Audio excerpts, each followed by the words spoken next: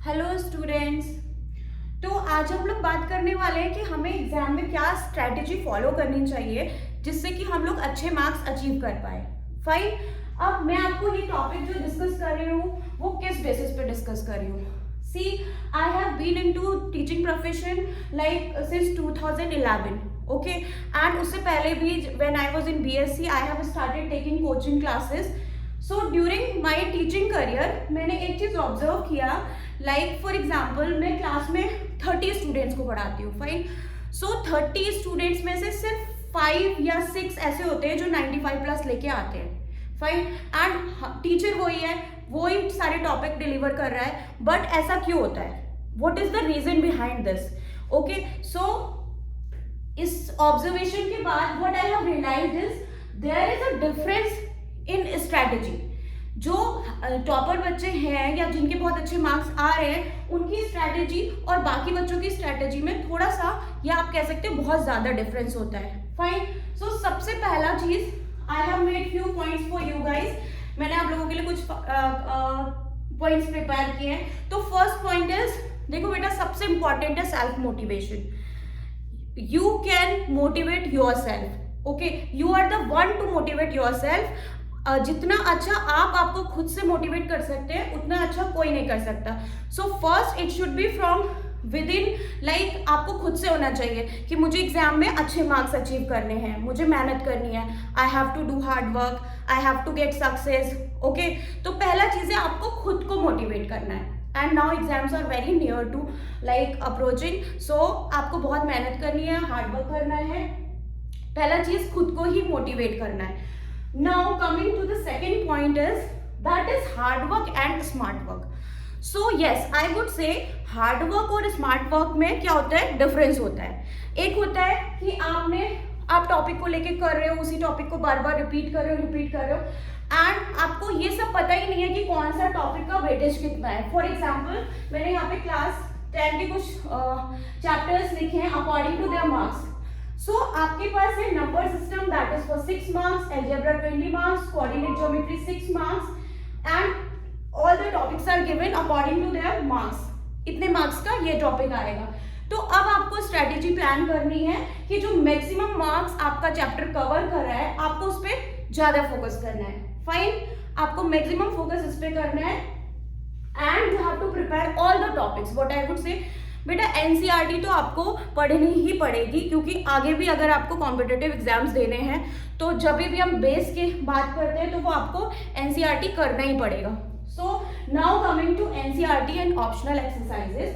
पहला चीज, if I will talk about like maths, तो आपको क्या करना है, एनसीईआरटी की पूरी बुक आपको करनी है, सारे सम्स करने हैं। उसका सबसे अच्छा तरीका है वन शॉट वीडियोस देखिए, लेकिन आप एक टॉपिक ले लीजिए। सपोज आज आपको ट्रिग्नोमेट्री करना है, उसके बाद जब वो कंप्लीट हो जाएगा मेंसुरेशन करना है, तो आप इन पर्टिकुलर चैप्टर्स के वन शॉट वीडियो देखिए।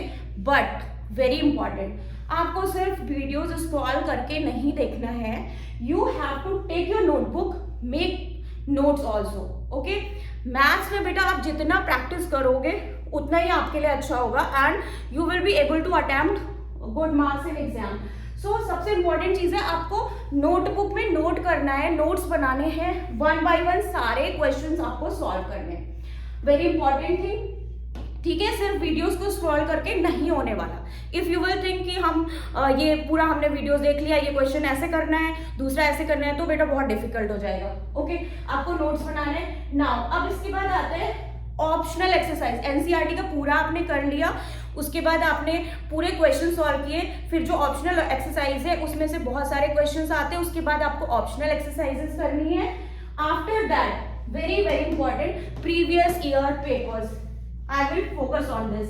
प्रीवियस ईयर पेपर बेटा आपको 5 ईयर्स, 6 ईयर्स, 10 ईयर्स तक के पेपर्स अवेलेबल है, इवन सॉल्व पेपर्स अवेलेबल है। तो आपको ये सारे पेपर्स सॉल्व करने हैं, क्योंकि आपने पूरी बुक तो कर ली but you don't know attempt कैसे करना है एग्जाम में, क्वेश्चन किस तरह से घुमा के पूछा जाता है। क्योंकि क्वेश्चन में भी कुछ टाइम ऐसा होता है कि आपने वही क्वेश्चन किया होता है अलग अलग तरीके से, बट आता है एग्जाम में कुछ और तरीके से दे देते हैं। तो ये सब आइडिया आपको यहाँ से मिलने वाला है। Previous year papers, I would again से प्लीज प्रीवियस ईयर के पेपर्स आपको सॉल्व करने हैं।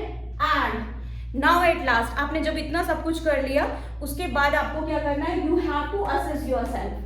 फाइन, हमने कर लिया, एनसीईआरटी की बुक कर ली, क्वेश्चन पेपर सॉल्व कर लिया, अब हमको असेस करना है whether we are able to do और नॉट, हम कर पा रहे हैं उसको कि नहीं कर पा रहे। बंद करिए अपनी बुक, क्वेश्चंस नोट डाउन करिए एंड टाइमर लगाइए, जैसे आपको ऐसे करना है जैसे आप एग्जाम में करने वाले हो, ठीक है।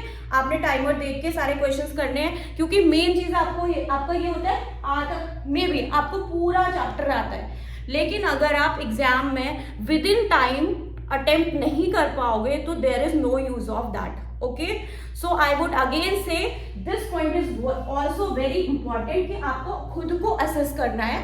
आप कोई भी एक रैंडम क्वेश्चन पेपर ले लो प्रीवियस ईयर का जो आप सॉल्व कर चुके हो, आप उसे लेके बैठो एंड अगेन आप टाइमिंग के अकॉर्डिंग, जितना टाइमिंग होता है आपका क्वेश्चन पेपर का ड्यूरेशन, उसके अकॉर्डिंग आप सॉल्व करो।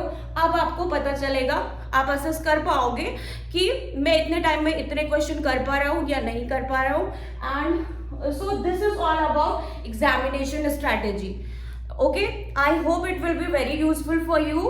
एंड अगर आपको मेरा वीडियो पसंद आया हो तो आप इसको सब्सक्राइब करिए, शेयर करिए। I hope this will help you for your examination. All the best, children. Thank you.